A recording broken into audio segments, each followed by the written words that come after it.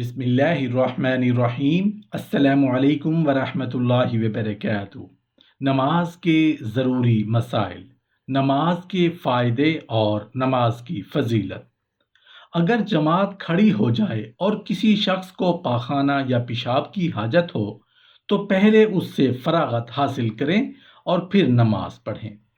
اگر جماعت کھڑی ہو جائے تو اس میں شامل ہونے کے لیے جلدی جلدی وضو کرنا، بھاگ کر یا جلدی جلدی قدم اٹھا کر چلنے کی ضرورت نہیں، بلکہ وقار اور اطمینان کے ساتھ چل کر جماعت میں شامل ہونا چاہیے۔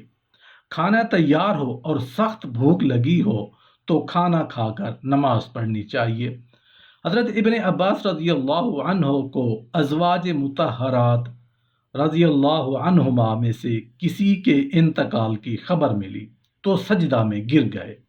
کسی نے دریافت کیا کہ یہ کیا بات تھی؟ آپ رضی اللہ عنہ نے فرمایا کہ نبی کریم صلی اللہ علیہ وآلہ وسلم کا ہم کو یہی ارشاد ہے کہ جب کوئی حادثہ دیکھو تو سجدہ میں یعنی نماز میں چلے جاؤ۔ حضرت وہاب بن منبع رضی اللہ رحمۃ اللہ علیہ فرماتے ہیں کہ اللہ تعالیٰ سے حاجتیں نماز کے ذریعہ طلب کی جاتی ہیں، اور پہلے لوگوں کو جب کوئی حادثہ پیش آتا تھا اور نماز ہی کی طرف متوجہ ہوتے تھے، جس پر بھی کوئی حادثہ گزرتا وہ جلدی سے نماز کی طرف رجوع کرتا۔ در حقیقت نماز بہت بڑی دولت ہے کہ اللہ کی رضا کے علاوہ دنیا کے مصائب سے بھی اکثر نجات کا سبب ہوتی ہے، اور سکون قلب تو حاصل ہوتا ہی ہے۔ نماز میں مکمل سکون ہو، ہلنا جلنا، ادھر ادھر دیکھنا یا آسمان کی طرف دیکھنا منع ہے۔ البتہ نماز کی تکمیل کے لیے جو حرکت کی جائے، جیسے صف ملانا، پاؤں کو برابر کرنا، کندھے ملانا وغیرہ، جائز ہے۔ نماز کی دوسری صنف کے لیے اگر کوئی شخص پہلی یا اگلی صف سے کسی کو اشارہ کرے تو اس کی تکمیل کے لیے تامل نہیں کرنا چاہیے۔ نماز میں اگر چھینک یا جمائی وغیرہ آئے تو اس کو روکنے کی کوشش کرنی چاہیے، نہ رک سکے تو اس سے نماز میں خلل واقع نہیں ہوتا۔ اندھیری راتوں میں مسجد کی طرف پیدل چل کر آنے والوں کو یہ خوشخبری سنا دو کہ قیامت کے دن کامل اور پورا نور عنایت ہوگا۔ جس نے عشاء کی نماز جماعت سے پڑھ لی وہ گویا آدھی رات تک عبادت میں مصروف رہا، اور جس نے صبح کی نماز بھی باجماعت پڑھ لی تو گویا وہ تمام رات ہی نماز پڑھتا رہا۔ منافقین پر فجر و عشاء کی نمازوں سے زیادہ کوئی نماز بھاری نہیں، لیکن اگر انہیں ان کے اجر و ثواب کا پتہ چل جائے تو ضرور آئیں گے، چاہے گھٹ گھٹ کر یعنی سانس رک رک کر آئے۔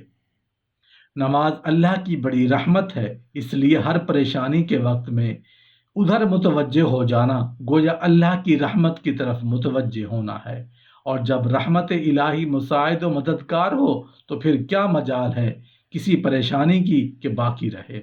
بہت سی روایتوں میں مختلف طور پر یہ مضمون وارد ہوا ہے کہ صحابہ کرام رضوان اللہ تعالی علیہم اجمعین جو ہر قدم پر نبی کریم صلی اللہ علیہ وآلہ وسلم کی اتباع فرمانے والے ہیں، ان کے حالات میں بھی یہ چیز نقل کی گئی ہے کہ جب بھی ان پر کوئی مشکل آتی تو فوراً اللہ کی طرف رجوع فرما لیتے، یعنی نماز میں مشغول ہو جایا کرتے تھے۔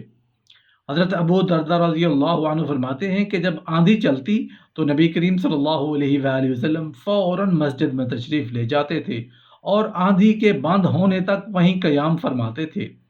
اس طرح جب سورج یا چاند گرہن ہو جاتا تو نبی کریم صلی اللہ علیہ وآلہ وسلم فوراً نماز کی طرف متوجہ ہوتے۔ جو شخص اذان کی آواز سن کر مسجد میں جماعت کے لیے بغیر کسی عذر کے نہ جائے اور گھر میں نماز پڑھ لے تو رسول اللہ صلی اللہ علیہ وآلہ وسلم نے فرمایا کہ اس کی نماز قبول نہیں کی جاتی۔ جس بستی میں 3 آدمی ہوں اور وہ جماعت سے نماز نہ پڑھیں تو ان پر شیطان غالب ہو جاتا ہے۔ سخت سردی اور بارش کی رات میں رسول اللہ صلی اللہ علیہ وآلہ وسلم نے گھروں میں نماز پڑھنے کی اجازت دی۔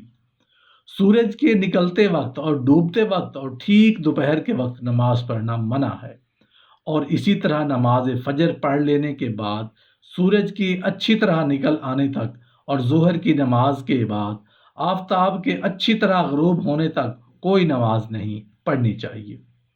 فرائض کے سوا سنتیں اور نوافل بجائے مسجد کے گھر میں پڑھنا افضل ہے، اگرچہ مسجد میں بھی جائز ہے۔ نماز میں اگر سجدے کی آیت پڑھیں تو سجدہ کریں۔ عورتیں بھی آپس میں جماعت کرا سکتی ہیں۔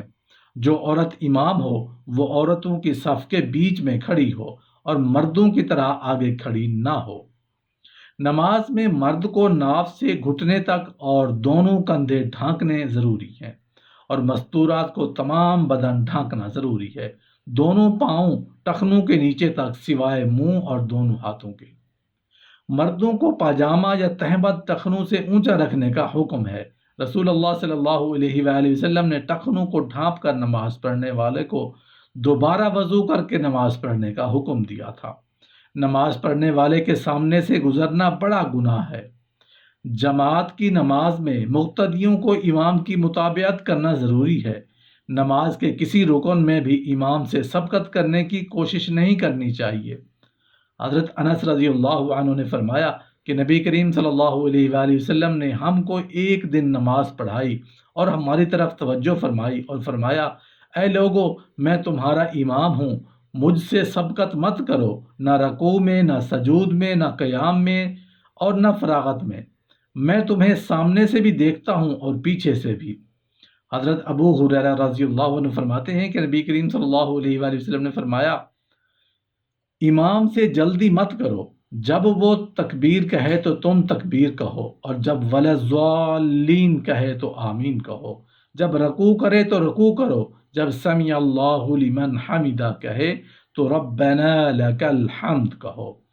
حضرت ابو ہریرہ رضی اللہ عنہ فرماتے ہیں کہ نبی کریم صلی اللہ علیہ وآلہ وسلم نے فرمایا، جو لوگ امام سے پہلے سر اٹھاتے ہیں انہیں ڈرنا چاہیے کہ اللہ تعالیٰ ان کے چہروں کو گدھوں کی شکل نہ بنا دے۔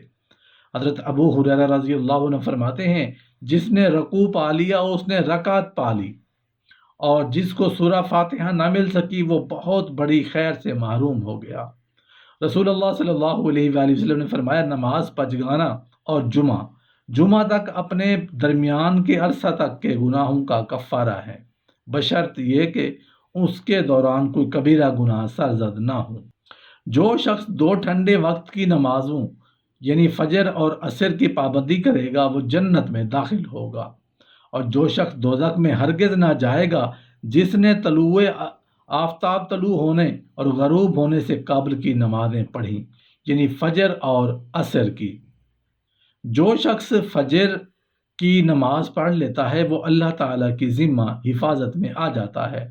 تو اے آدم کے بیٹے، دیکھ اللہ تعالیٰ کہیں تجھ سے اپنے حفظ و ضمانت میں آ جانے سے متعلق کوئی بارز پرس یعنی پوچھ گچھ نہ کرے۔